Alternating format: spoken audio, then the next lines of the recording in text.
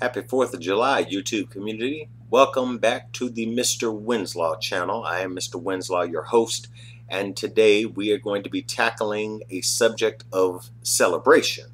This celebration comes in three parts, and I'll explain the three parts momentarily.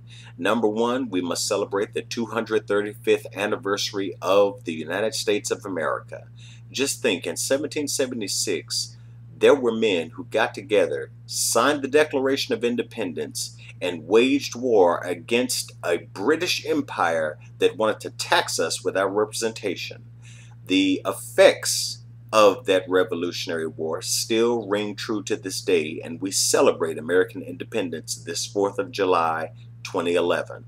Number two, this 4th of July 2011 marks the 1-year anniversary of the Mr. Winslow channel, so have to pat myself on the back. Happy birthday to me.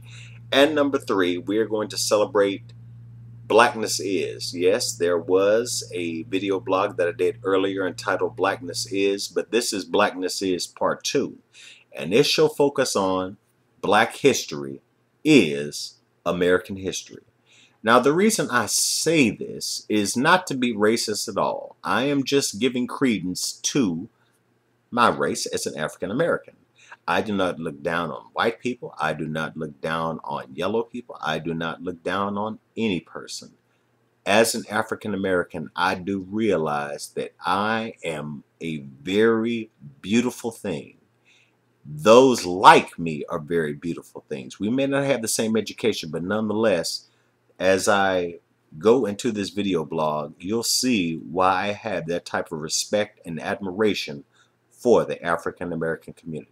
So let's get started on this video blog, shall we? Number one, as an African American, I do my best as much as I can to respect those who came before me. Now, this is very important because I realized that my ancestors were not college educated. I realized that my ancestors, yes, those who came before me, were slaves. I realized that their treatment was very harsh and very brutal.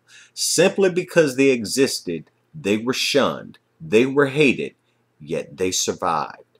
They helped to pave the way for me, and I am very thankful. I am eternally grateful for the sacrifices that they made. For the sacrifices that they made helped to pave the way and make me the African American man that I am today. So, to my ancestors, I salute you. Number two, regardless of their situation in life, every African American living in the United States today is a miracle. Why do you say that, Mr. Winslow?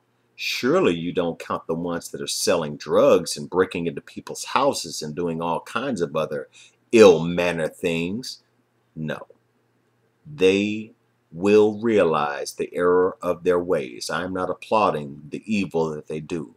But what I am saying is that their ancestors paved the way for them.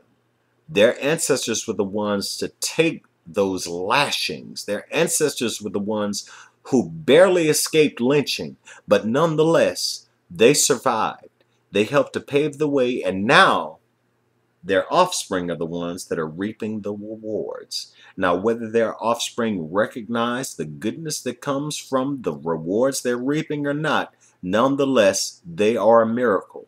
Their ancestors survived such horrendous conditions, let alone the Middle Passage, and nonetheless, through it all and through the years, they helped to produce an offspring of the future.